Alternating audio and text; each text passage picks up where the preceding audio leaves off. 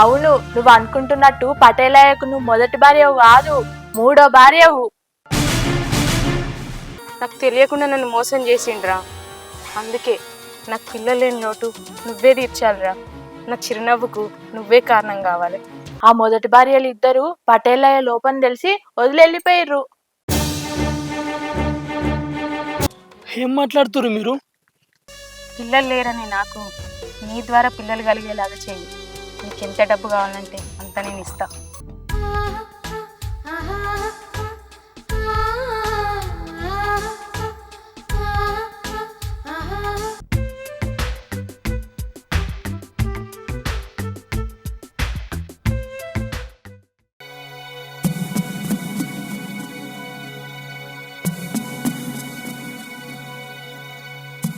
చెప్పు ప్లీజ్ చెప్పు. నీకు ఎంత డబ్బు కావాలంటే అంత డబ్బు ఇస్తా. ఈ జన్మకు నేను పిల్లలు లేకుంటే గొడ్రాలాగా బతకలేను. చెప్పు చెప్పు.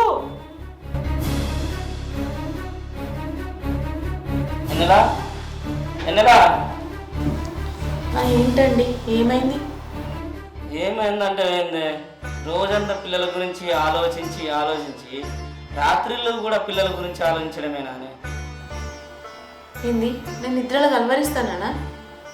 అవునే, ఎవరినో పిల్లలు ఇవ్వంటున్నావు, డబ్బులు కూడా అంత ఇస్తా అంటున్నావు, ఏదో కలవరుతున్నాయేమే.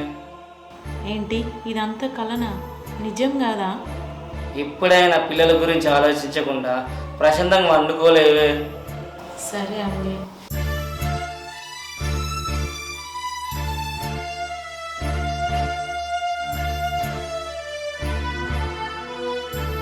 ఈ కళ నిజమైతే ఎంత బాగుండో. ఎలాగైనా సరే ఈ కళ నిజం కావాలి.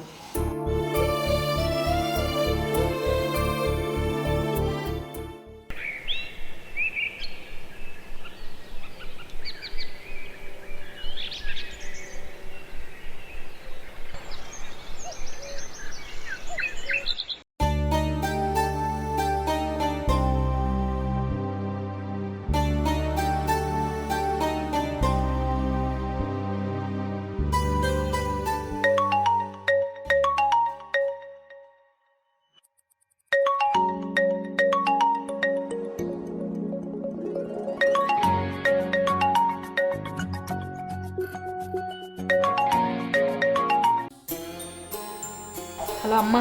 ఏంది బిడ్డ, ఎట్లున్నావే? మంచిగానే ఉన్నా, నువ్వు ఎట్లున్నావు? నేను మంచిగా ఉన్నా బిడ్డ. ఏమైంది? పెళ్ళయి గిన్నేళ్ళు అవుతుంది. మా చేతిలో మనవన్నో మనవరాలనో పెట్టారానేగా. అదే అమ్మా, మేము కూడా అదే ప్రయత్నం చేస్తున్నామే. ఇంకెన్నేళ్ళు కసంటి ప్రయత్నాలు చేస్తారే? ఏదన్నా మంచి దావకాలు చూపించుకోరాదు రే పిల్లల కోసం. పోతున్నామమ్మా, అన్ని హాస్పిటల్ తిరుగుతున్నాం, కానీ ఎలాంటి శుభవార్త లేకుండా పోయింది. మరి నా దగ్గరకన్నా రా బిడ్డ, నేను మంచి దావకాలు చూపిస్తానే. సరే అమ్మా. మర్చిపోకు బిడ్డ. సరే అమ్మా, వస్తుంది. సరే బిడ్డ, ఉంటానునే మరి. సరే. వెన్నెలా, ఏంటండి? ఎవరే ఫోన్లా ఎంతసేపు మాట్లాడుతున్నావు? అది మా అమ్మ అండి. ఏంది, పైసల కోసం చేసిందా? లేదండి, పెళ్ళై ఇన్ని సంవత్సరాలు అవుతుంది కదా, ఏదైనా శుభవార్త ఉందేమో అని ఫోన్ చేసేదండి. మనకు లేని తొందరా మీ అమ్మకి ఎందుకట? సరే కానీ నేను కొంచెం చిన్న పనిన సిటీకి పోయేస్తా. పట్నమా? ఎందుకండి? అని నువ్వు చెప్పాలి ఏంది? వద్దండి, సరే వెళ్ళిరండి. సరే మరి.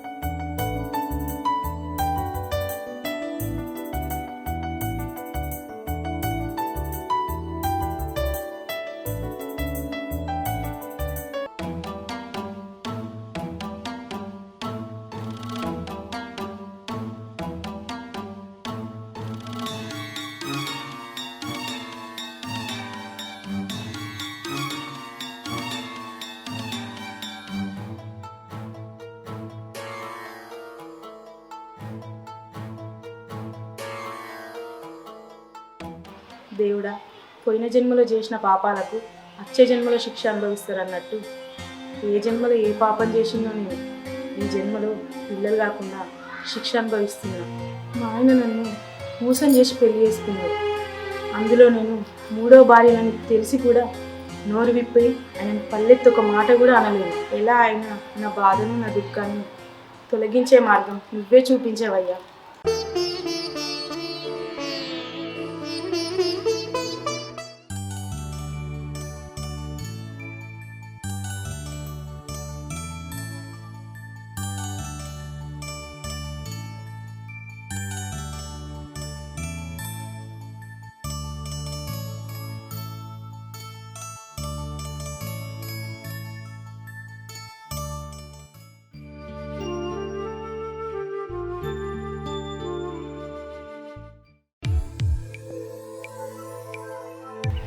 ఇది ఎటు పోయింది? ఇంత పొద్దుగా వచ్చినా కూడా లేనే లేదు. ఎంతసేపు అయినా వచ్చి ఇంకా అత్తలేదు. ఛీ.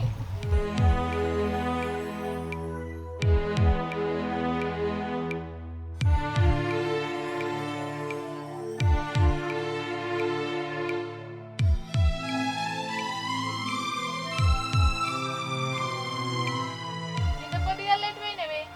నేనానే గుడికి పోయినా. గుడికా? ఎందుకు? నా బాధను ఎవరికి చెప్పుకోవాలో అర్థం కాక ఆ దేవుని నా బాధను పరిష్కరించమని వేడుకొని వచ్చింది. కనీసం ఆ దేవుడైనా నా బాధను అర్థం చేసుకొని నా కడుపులో ఒక పాపనో బాబునో ప్రసాదించమని అడుక్కోవడానికి పోయింది. బాధపడకే వెన్నెలా, నువ్వు ఆ దేవుణ్ణి కోరిక కోరావో లేదో నీ కోరిక నెరవేరే రోజు దగ్గరలోనే ఉంది. అదేలానే ఈరోజు కరీంనగర్కి ఒక మంచి డాక్టర్ వచ్చిండే. పిల్లలు లేని వాళ్ళకు డాక్టరే దేవుడయిండు. నువ్వు కూడా ఒకసారి పోయి చూపెట్టుకో, ఏమన్నా ఫలితం ఉంటుంది కావచ్చు. సమస్య నాలో లేదు, పటేల్లోనే ఉందని నువ్వే కదా నాతో చెప్పింది. మరి ఈ సలహా ఎందుకు ఇస్తున్నావు? మరి ఎలానే? ఇప్పుడు ఏం చేస్తావు?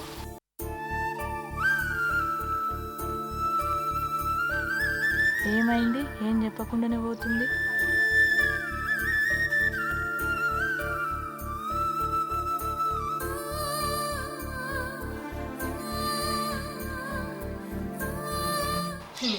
ఎప్పుడు పెళ్ళి పెళ్ళి పెళ్ళి పెళ్ళి పెళ్ళి ఎందుకు పెళ్లి చేసుకోకుండా భూమి మీద బతకనీరా? ఎప్పుడు తిరిగింది. ఏమైందా? ఏమో వరుకుంటావు? వరుకుంటా అచ్చుడు కాదు పట్టేలేవా, బాధపడుకుంటా అత్తన్నా. అబ్బో, అంతగానం ఏం బాధ వచ్చిందో? నీకు చెప్పాల్సిన అవసరం నాకు లేదు. నేను బాగే చెప్పురా ఏమైందో. మా అమ్మ పట్టేలేవా రోజు పెళ్లి చేసుకొని సతాయిస్తుంది. నాకేమో భయం అవుతుంది. భయమా? భయం ఎందుకురా పెళ్ళంటే? పెళ్ళి అంటే భయం కాదు పట్టేలేవా, పెళ్ళి అయినాక అయ్యి అప్పు అంటే భయం. ఇప్పటికే అక్కకు పెళ్లి చేసిన అప్పు ముట్టకపోయే, మళ్ళా నా పెళ్ళి అంటే ఇంకింత తప్పు పెరుగుతుంది. అందుకే భయం అవుతుంది.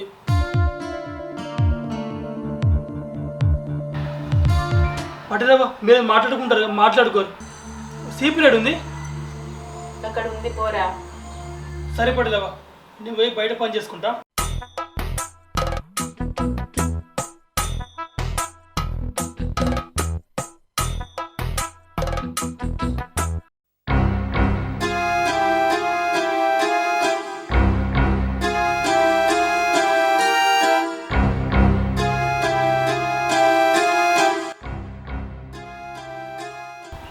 నీకు మీ పాలేరు కానీ ఇప్పుడు ఏమనిపిస్తుంది?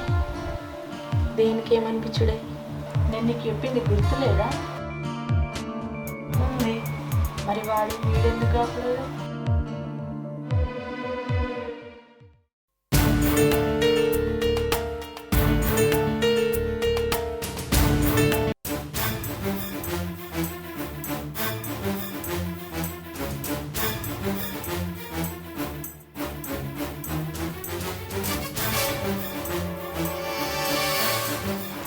వీడే అయిందనుకో 24 గంటలు మీ ఇంటికానే ఉంటాడు, నీతోటే ఉంటాడు, నువ్వు చెప్పిందే ఎత్తాడు.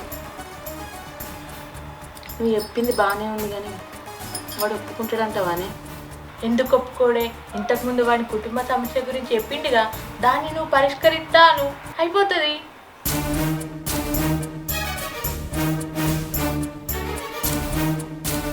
డబ్బుకు లొంగుతాడంటావా అని? మొగోడు లొంగేది రెండింటి దగ్గరనే, ఒకటి ఆడదాని దగ్గర, ఇంకొకటి డబ్బు దగ్గర. నువ్వు పోయి అడుగుపో, ఒప్పుకుంటాడు. అమ్మో, నాకెందుకో భయం అవుతుంది. సరే మరి నువ్వు ఉండు, నేనే పోయి అడుగుతా.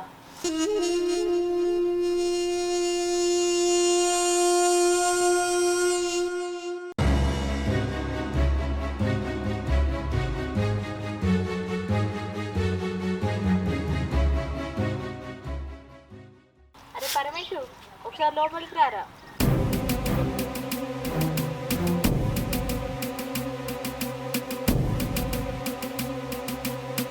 చెప్పేంటిది? అది నీకు ముచ్చట చెప్పాలరా. ఏంటిదో చెప్పు. నువ్వు నీ పెళ్లి కోసం నీకున్న అప్పు కోసం బాధపడుతున్నావు గారా. కొంపదీసి నువ్వు గిట్ల ఇస్తావు ఏంది? నేనిచ్చుడు కాదురా, పటేలా విత్తదట. నిజంగానా?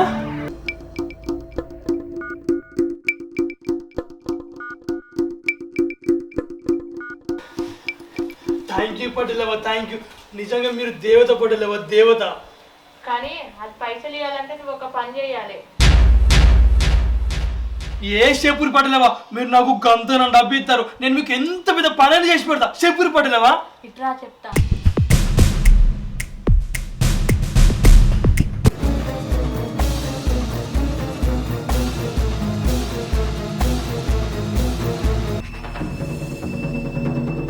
ఇప్పుడు నేను చెప్పినట్టు నువ్వు ఎత్తే నీకు కావాల్సినంత డబ్బు ఇస్తుంది.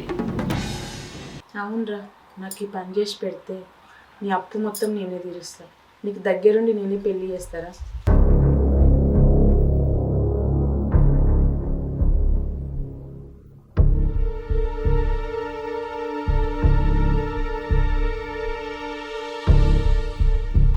సరే.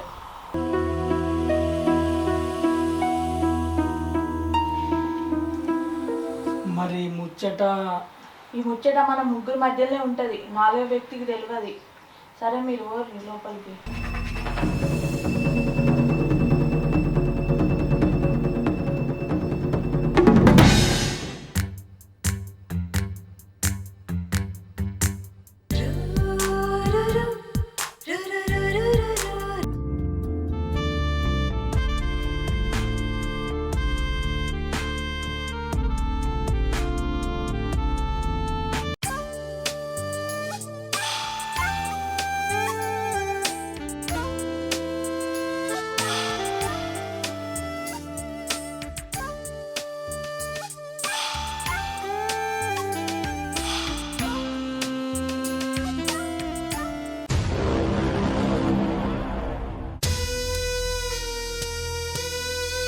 అవురా పరమేశ్వర, ఆ మరి కింద మల్లిగాడు ₹1,00,000 ఇవ్వాలి కదరా.